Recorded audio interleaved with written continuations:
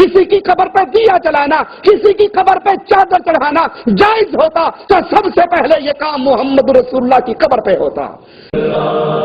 جب نبی نے اپنی قبر کے بارے میں کہا لا تتخذوا قبری عیدا، میری قبر پہ میلے نہ لگانا، میری قبر پہ عرس نہ لگانا، میری قبر پہ اکٹھ نہ کرنا، میری قبر کو بت نہ بنانا، اللہ کی قسم کھا کر کہتے ہیں اب کائنات کے اندر کوئی ایسی قبر نہیں جو قبر محمد کی قبر سے زیادہ پیاری ہو۔ جب نبی کی قبر پہ میلہ نہیں لگ سکتا، نبی کی قبر پہ عرس نہیں لگ سکتا، نبی کی قبر پکی نہیں ہو سکتی، نبی کی قبر پہ سجدہ نہیں ہو سکتا، تو لسوڑی شاہ پھسوڑی شاہ کی قبر پہ بھی میلے نہیں لگ سکتے۔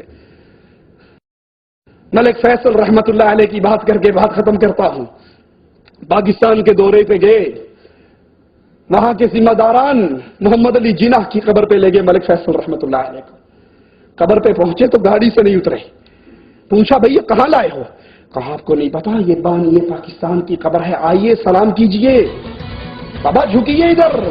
ہم تو ہر سبق جھنڈی کو دیکھ کر جھک جاتے ہیں۔ وہ مواحد تھا، وہ مواحد تھا، اور کہا یہ گردن کٹ سکتی ہے، غیر اللہ کے سامنے جھک نہیں سکتی، نہ گھوڑے کے سامنے نہ سنڈے کے سامنے۔ ملک فیصل رحمت اللہ علیہ اپنی گاڑی سے نہیں اترے، کہا تم لائے ہو مجھے بابا جناح کی قبر پہ سلام کروانے کے لیے، مجھے حدیث رسول سے ثابت کر دو میرے پاس قبر محمد رسول اللہ کی ہے، اللہ کی قسم میں اس کو سونے سے بنا کر سجدے کروں گا، ثابت تو کر دو۔ یہ توحید ہے یارو، جس کے لیے تمام انبیاء آئے، جس کے لیے نبی کا ماتھا پھٹا، جس کے لیے نبی کے دندان مبارک شہید ہوئے۔ اللہ کے لیے اس توحید پہ غور کرو، یہ توحید ہے یارو، جس کے لیے تمام انبیاء آئے، جس کے لیے نبی کا ماتھا پھٹا، جس کے لیے نبی کے دندان مبارک شہید ہوئے۔ اللہ کے لیے اس توحید پہ غور کرو۔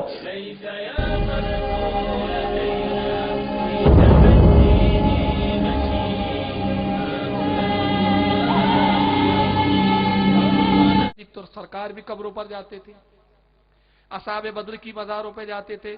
اصحاب احد کی قبروں پہ جاتے تھے، جنت البقیع تشریف لے جاتے تھے، بلکہ اللہ کے نبی صلی اللہ علیہ وسلم کا تو یہ عالم تھا کہ شب برات کے بارے میں تو مستقل حدیث ہے کہ سرکار شب برات میں رات بھر آدھی رات کو قبرستان میں استغفار اور دعائیں کرتے تھے۔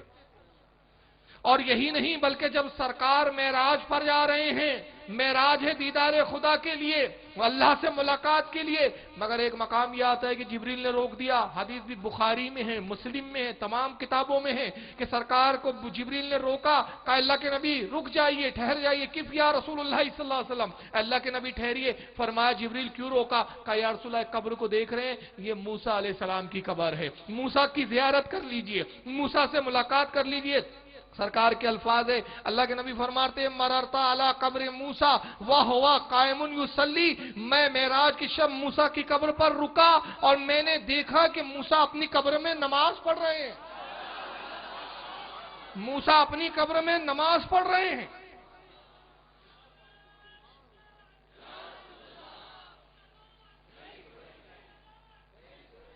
تو نبی نے معراج کی شب موسیٰ کی قبر پہ رک کر بتایا،